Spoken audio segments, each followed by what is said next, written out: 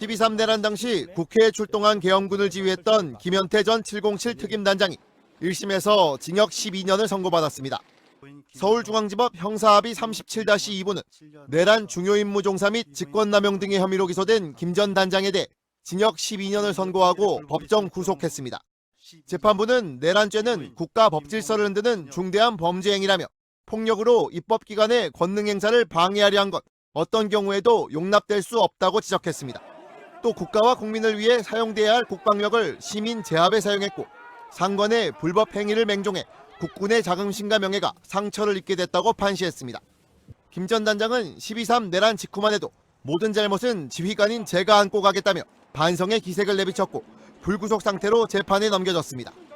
그러나 이후 태도를 바꿔 범행을 부인한 그는 윤석열 복귀와 부정선거론 등을 외치며 국회의원 재보궐선거에 출마하고 올림픽 공원 집회에서 극우적인 주장을 펴는 등 광폭 행보를 보여왔습니다. 12월 3일 그날이 딱 다시 왔어요. 그럼 그때는 어떻게 하시겠습니까? 만약에 그때로 다시 돌아간다면. 일단 옷을 좀 따뜻하게 입고 너무 추웠어. 이를 두고 재판부는 계엄이 정당했다며 전혀 반성하는 태도를 보이지 않고 유튜브 채널 등을 통해 사실을 왜곡하고 관련자를 비난하는 등 법치주의와 사법 시스템을 조롱했다고 질타했습니다.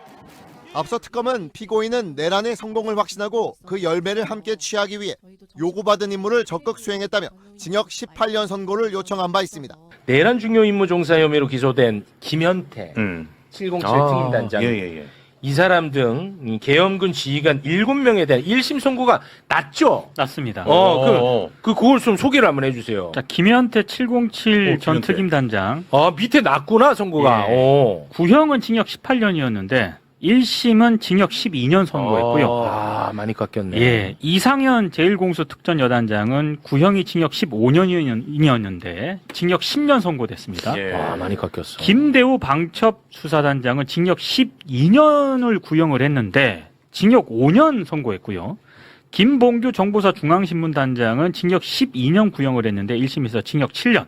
그리고 정성욱 정보사 2사업단장은 징역 12년 구형을 했지만 징역 7년 선고를 받았고요. 박건수 국방부 조사본부장은 징역 10년을 구형을 했는데 무죄 판결이 났습니다. 그리고 고동희 정보사 계획처장도 징역 10년 구형했는데 1심은 무죄 선고를 했습니다. 그 김현태는 법정 구속됐나요? 법정 구속까지는 됐어요? 제가 지금 아니, 징역 12년이면 당연히 법정 구속. 당연한 얘기이긴 하지만 그래도 확인하는 걸. 왜냐하면 당연한데 이 사람이 내란범인데 지금 밖에 활보하고 맞아요. 다녔잖아. 법정 구속됐습니다. 법정 구속됐어요. 네네. 아이고 네. 이제야 들어가네. 네. 유튜브 못 하겠네요 이제. 근데 김현태 보면은 한 사람 생각나지 않습니까? 전 저 사람 보면서 대장동의 유동규. 김현태 보면은 국방부의 유동규 느낌 있잖아요. 딱 나와서 하는 행위도 비슷하고 극우 쪽에 붙어가지고 붙었잖아. 자기 유튜브 하면서 돈벌이 하는 것도 비슷하고 선거에도 네, 나왔고. 굉장히 선거에도 나가고 김현태를 제가 내란의 밤 맞닥뜨렸거든요. 국회에서 서 있을 때 707 특공대죠. 계엄군을 끌고 처음 국회에 왔던 사람이 김현태였습니다. 네. 김현태는 어떤 임무였냐면 국회 본관을 사수하라, 본관을 확보하라는 게 먼저 지시였는데 처음에 몰려왔을 때 시민들과 그리고 국회 보좌진이 막아 세우면서 김현태가 물러납니다. 물러났다가 결국은 후문을 확보했고요. 그리고 옆에 유리창을 깨고 들어가서 국회를 짓밟았던 내란 중요 임무를 한 그 행동 대장이었습니다. 네. 근데 그 실탄 1920발 들고 가고 네. 실제로 단전까지 했던 자예요. 네. 단전. 그러니까 엄청난 일을 저질렀는데 저질렀어. 지금껏 바깥에 있었고 선거 나왔고요. 그리고 유튜버로서 국회를 거닐면서 그날 추웠지 이렇게 얘기하는 거죠. 그거는 정말 최악이 좀 파렴치한 짓이었습니다. 있어서는 안 될 것 같습니다. 자, 오늘은 내란을 좀 한번 간단하게 좀 정리를 한번 해볼까 합니다. 뭐 깊이 있게는 못 들어갈 것 같아요, 형님. 아니 깊이 있게 하자고 오라고 해놓고 예, 처음부터 일단 하는 데까지 한번 해볼게요. 네. 내란 당일 밤 유일하게 내란과 관련이 없다는 알리바이가 있는 자가 김건희와 김태효입니다. 그렇죠. 유일합니다. 김건희는 병원에 갔다 그랬고 김태효는 기자들과 밥을 먹었다 그랬습니다. 그런데 김건희와 김태효가 내란의 핵심 인물이라고 주진우 기자는 주장을 하고 있어요.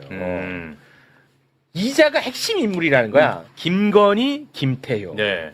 그리고 거기에서 파생되는 뭐 국정원도 있을 수 있고 노상원도 있고 이렇게 이제 주장을 하고 있는데 네. 일단 그러면 김건희와 김태효의 관계를 알아야 될 거 아니야. 두 사람이 최고 우두머리라면. 김태효 간단하게 소개 한번 해주시겠습니까? 네, 김태효 전 국가안보실 1차장이고요.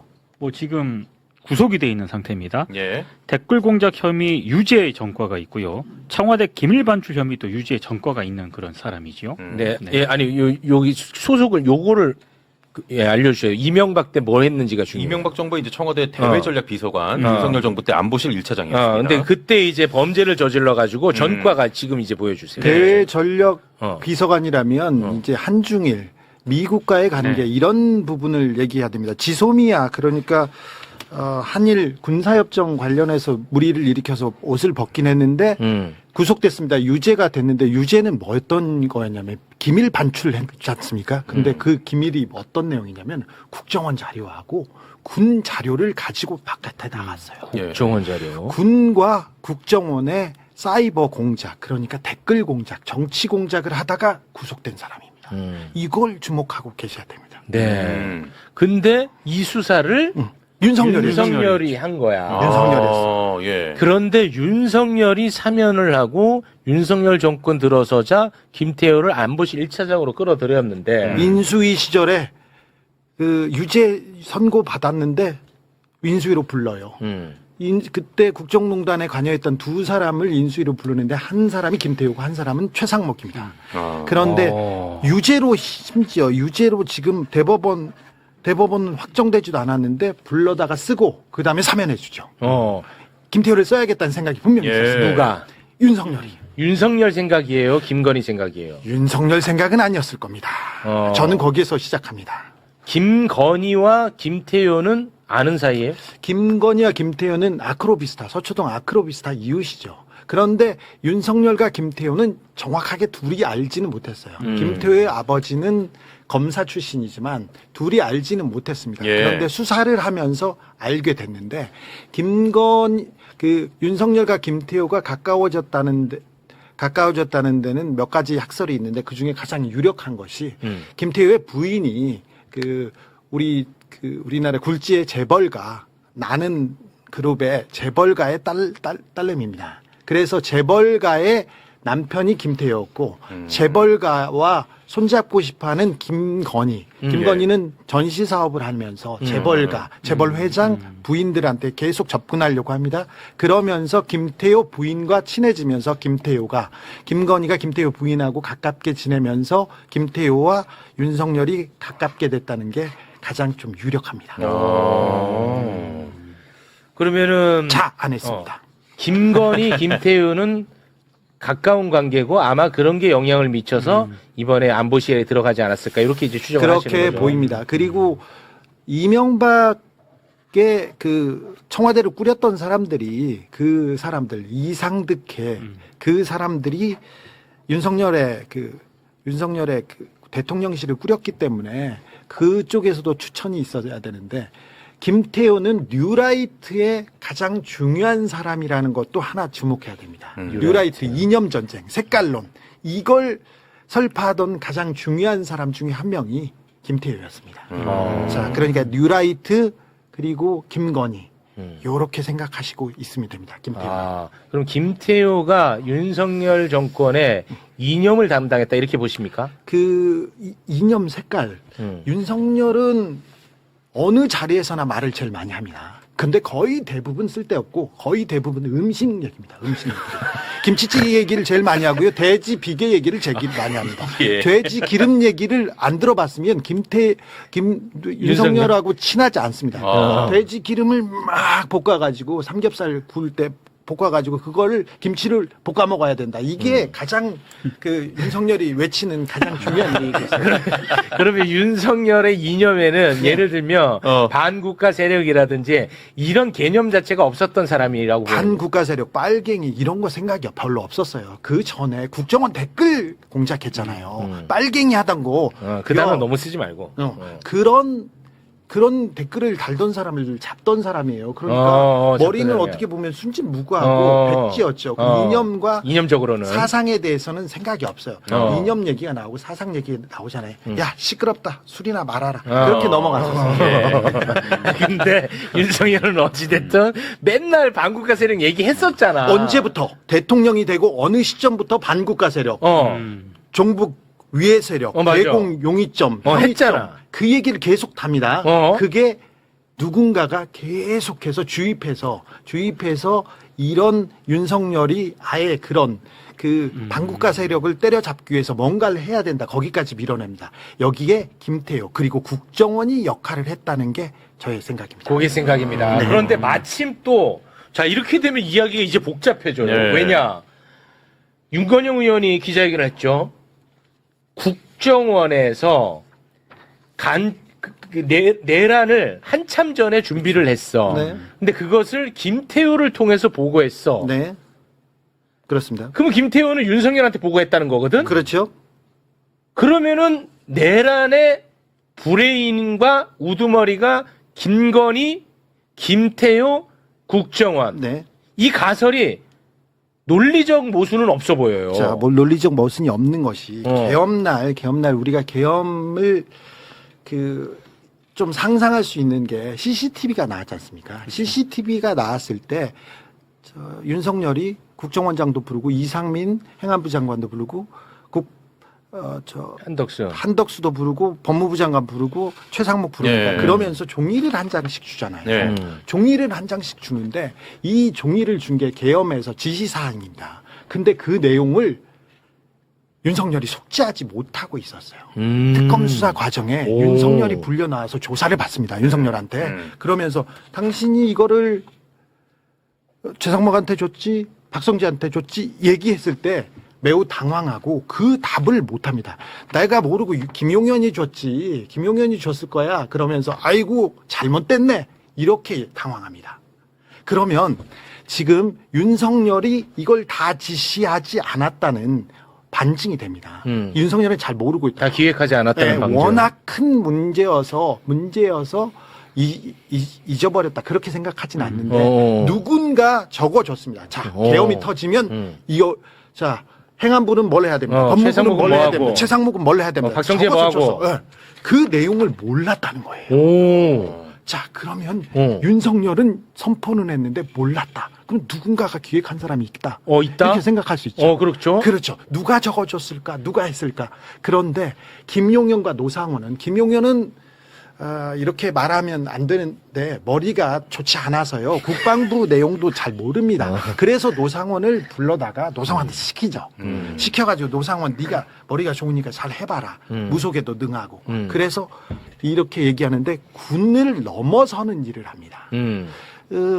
내란 특검에서는 수사를 하다가 지경 판사가 판결하는 걸 보면 너무 화나서 계엄 2, 3일 전에 우발적으로 국방부 사람들, 군인 몇 명하고 내란을 저질렀다. 이렇게 보지 않습니까? 지기현이 그렇게 그런데 그거 말고 국방부 말고 다른 부서로 움직이는 거를 다 움직였어. 이번에 국정원에서 보면 우리가 국정원법 때문에 못 움직여요. 그런데 대공수사권을 대통령이 명령하면 우리가 움직일 수 있어요. 이 얘기를 사전에 여름에 준비했었고요. 그 얘기를 다른 부서에도 다른 계엄이 있었을 때 다른 부서, 다른 조직도 어떻게 움직여야 된다는 거를 알고 그랜드 디자인을 한 사람들은 따로 있었습니다. 국정원을 넘어서는 조직입니다. 그게 아마도 김태효, 김건희가 아. 아니겠느냐. 그렇게 이제 연결이 되는 겁니다. 우리 봉주 기자님. 근데 일단 중요한 거는 이제 어제 뭐 홍정원 차장 좋든 뭐 다 기소를 했잖아요. 기소했죠. 기소를 했는데 이 홍정원 차장 공소장을 보니까 저는 뭐 우리가 특검이 말하지 않은 뭐 큰 게 있나 보다 그런 생각 했잖아요. 근데 되게 웃긴 게 여태까지 언론 보도에 나왔던 거랑 어긋나는 것들이 있더라고. 오히려 큰 거는 없고. 큰 거는 없고. 참고로 공소장을 입수를 하셨나 보네요. 공소장을 두 분 다. 봐서 지금 언론에 기사들이 나오는데 어제 어제 이제 그 변호인한테 전달이 됐어요. 어제 공소장이. 그래서 봤는데 3번 자료 보시면 일단 공소장의 내용은 자, 참고로 우리 두 기자님은 네. 보는 하나의 공소장을 보는 관점이 두 분이 정반대입니다. 참고로. 달라요. 지금 큰 얘기는 제가 했고 지금 국정원 내로 들어가서 국정원의 1차장 얘기를 하고 있는 겁니다. 그렇습니다. 맞습니다. 그러니까 지금 여러 가지를 한 5가지 혐의, 내란 중요임무 정사 혐의를 뭐 이제 공소장에 써놨어요. 이렇게 저렇게 써놨는데 중요한 것은 조태용 원장의 지시를 받들어서 부서장들에게 지시를 했다. 홍장원이 예. 여러 지시를 했는데 거기에는 뭐 경찰청이나 방첩사와 연락망 구축 이런 거 언론 보도 다 나왔잖아요. 그리고 미국 CIA의 개헌 배경 설명 뭐 이런 거 있었잖아요. 근데 되게 웃긴 게 뭐냐면 이 공소장의 1번 자료를 보시면 CIA가 그렇게 많이 보도가 나왔잖아요. 네. 공소장 22쪽에는 조태용이 김태호한테 이제 얘기를 듣고 지시를 해가지고 홍장원한테 야 CIA의 계엄의 정당성을 설명해라고 홍장원과 조태용을 공범으로 묶어놨습니다. 그럼 홍장원은 이 혐의가 있는 거잖아요. 근데 다음 장에 보면 홍장원의 개인 혐의가 있거든요. 개인 범행에서는 이 CIA 건이 빠져 있어요. 그러니까 제가 뭔 생각을 드냐면 이거 왜 이렇게 했지? 공소장 안에서 어긋나자 모순점이 있잖아요. 모순점이 또 있는데다가 또 내용을 보니까 자료 2번 보시면 그럼 CIA한테 무슨 설명을 했지?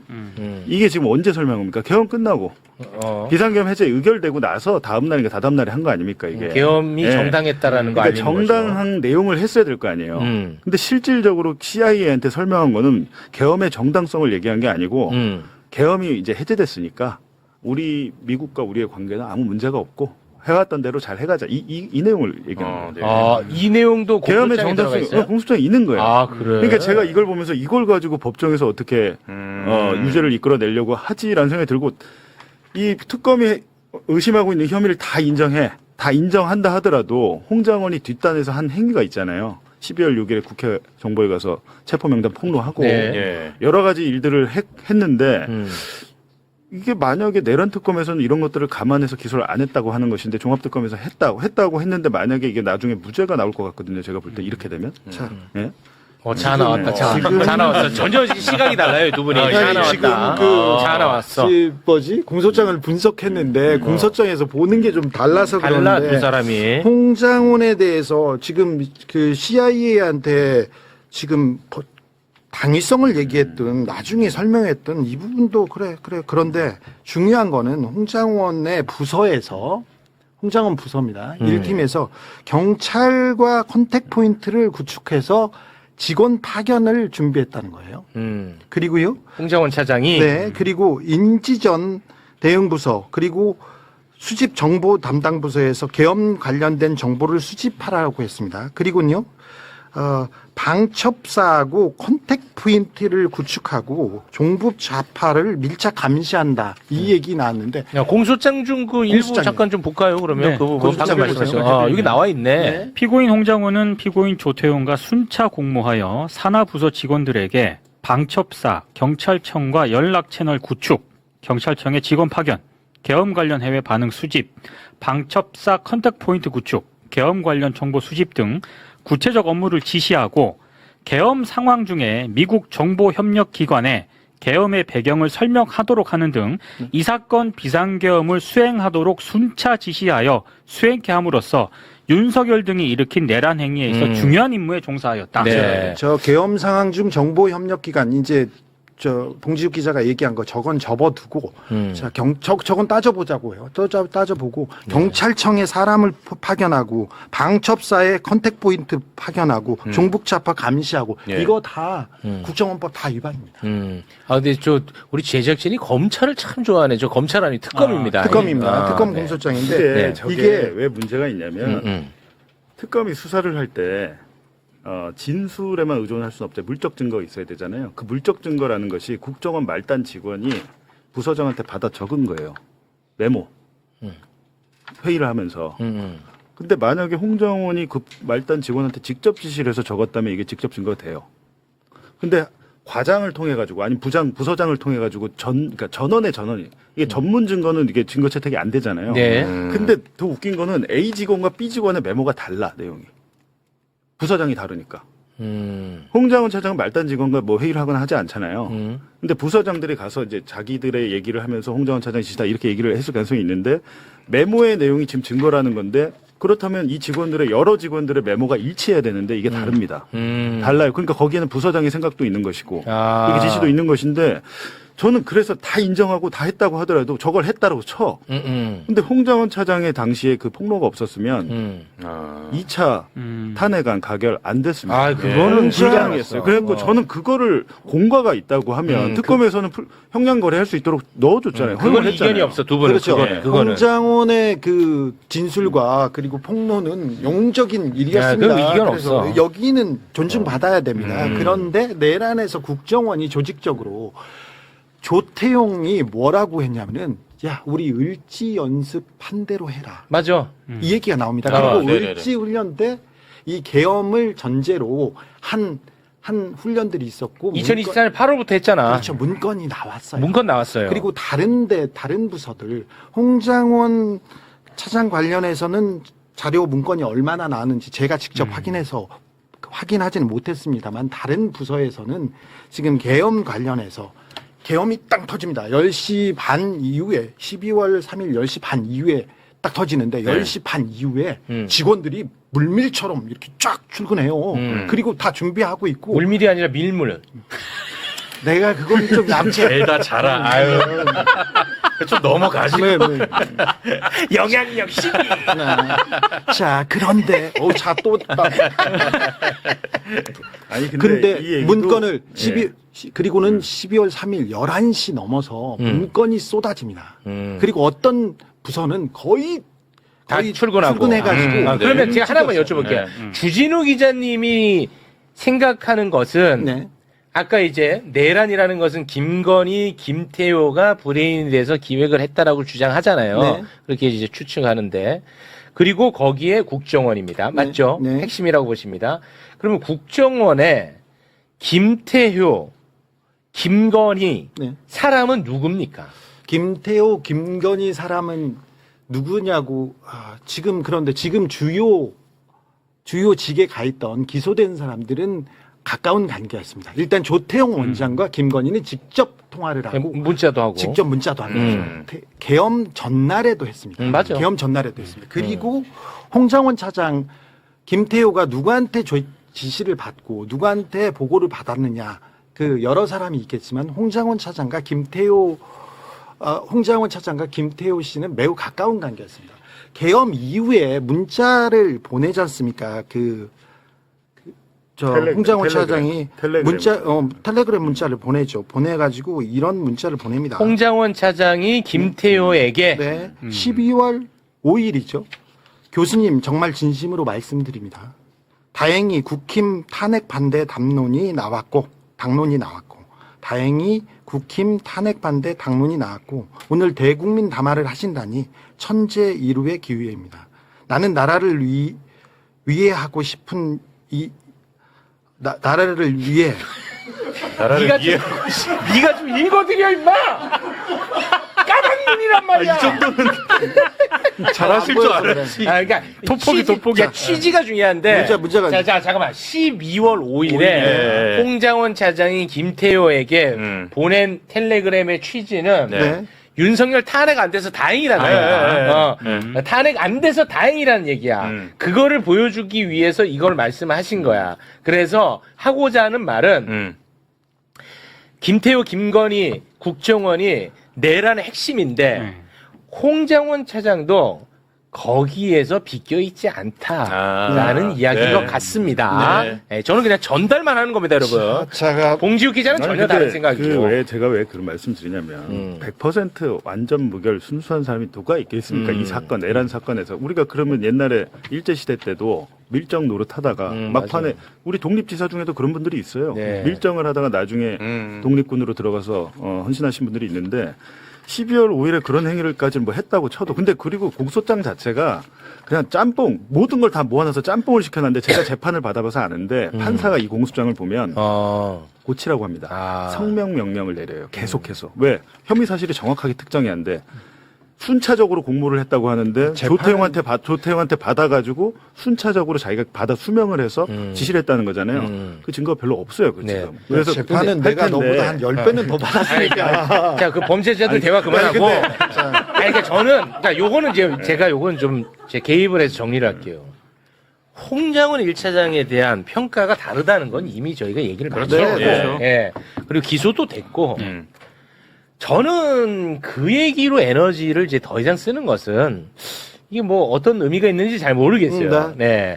저는 이 내란의 실체를 밝히는데 조금 더 애를 써주시면 어떨까. 아니, 그래서 제가 드린 말씀이 뭐냐면 홍장원을 기소하면서 종합특검이 내란은 12월 14일 2차 탄핵안이 가결됐을 때 종료됐다라고 주장을 하잖아요. 네. 그러면 그 전에 당정대 회의를 하고 맞아요. 한덕수와 함께 공동 통치를 발표한 그 내란의 일환으로 보는 거지. 한동훈에 대해서는 왜 참고인 신분이었으면 두 번 안 나오니까 우리 이제 특검 종료되니까 더 못 불러요. 맞아. 이게 말이 됩니까? 그럼 정확합니다. 그러니까 일리 있어요. 이 사람이 잘못을 했으면 처벌을 했다면 그 같은 기준을 공평하게 적용을 하라는 거예요. 왜 거기에 대해서는 손도 대지를 못하고 수사를 끝냅니까? 그런데 네. 내란 특검 때 내란 특검이 수사할 때 제가 김태효가 성균관대에서 강의를 하고 있더라고. 그래서 내가 너무 화가 나는 거야. 내란을 저질렀던 김현태 막 돌아다니고 맞아요. 내란 중요 임무 종사자인데 이 사람 분명히 뭘 했는데 해서 강의를 하고 있더라고. 가서 물었어. 너 내란죄 조사 안 받냐? 뭐 안 받냐? 거기서 다 조사해보고 난 부르지도 않아. 그러면서 태연하게 넘어가더라. 나는 부르지도 않고 안 왔고 부르지 않을 거야라는 걸 명확하게 알고 있더라고요. 그게 너무 화가 났어요. 그런데 맞아. 이번 내란 특검도 완벽할 수 없고 종합 특검도 허술했습니다. 그런데 몇 발자국 가는 과정이었어요. 그렇죠. 내란의 실체를 밝히려고. 네. 일단 기본적으로 뭐 검사들도 기소했고 국정원도 기소했고 수많은 군을 기소했는데 아무튼 아직도 내란의 동기가 나오지 않았고 기획자도 나오지 않았습니다. 이제 특검은 끝났고 우리는 아직 뭐 김태우, 김건희에 주목해야 돼. 그렇죠. 우리는 이제 뭐 취재를 끝낼 생각이 없으니까 네. 김태효는 그리고 김건희가 중요해. 네, 계엄에 어떤 역할을 그게 했는지 핵심이야. 그걸 좀 쫓아봐야죠. 예, 알겠습니다. 아니 그리고 제가 뭐 왜 굵직한 것들을 안 하냐는 거죠. 예를 들면 북침 계획이 문건이 확보했잖아요. 그게 핵심인데. 안 하잖아요. 맞아. 대한민국 국민들이 이거는 무인기 날린 수준이 아니고 잠수정을 보내가지고 전쟁을 일으키려고 해군 기지를 북한의 해군 기지를 폭발 문건이 나왔어요. M 계획이라고. M 계획. 제가 말씀드리는 거예요 지금. M 계획. 문건의 이름이 왜 얘기해? M 계획. 대한민국 국민들이 알아야 될 거 아니에요. 윤석열이가 지금 전쟁을 일으켜가지고. 맞아. 그 진짜 이거는 심각해. 왜 100% 외환이잖아요. 수사 안 하고 엉뚱하게 그러니까. 무슨 반란 혐의를 적용하려고 시간 다 보내고 포기하고. 그러니까 제가 볼 때 이런 것들은 한심한 거죠. 반란 얘기 그렇게 하면은 또 김경호 변호사한테 두들겨 맞아. 그 얘기는 하면 안 돼. 그 얘기는 하면 안 돼. 맞다. 나 옆에 있었는데. 안 돼. 그게 아니라. 그 얘기는 하면 안 나 돼. 조마조마했거든. 왜냐면 혈압이 좀. 혈압 찾을 뻔했어. 그 얘기는 네가 판사냐? 쓰러지실까봐. 그 반란 뭐. 그러니까 그거를 애초에 하지 말든지 그거 한다고 시간 세월 내월 다 보내고 나중에 이거 안 할게요라고 이렇게 돼버리면. 알겠습니다.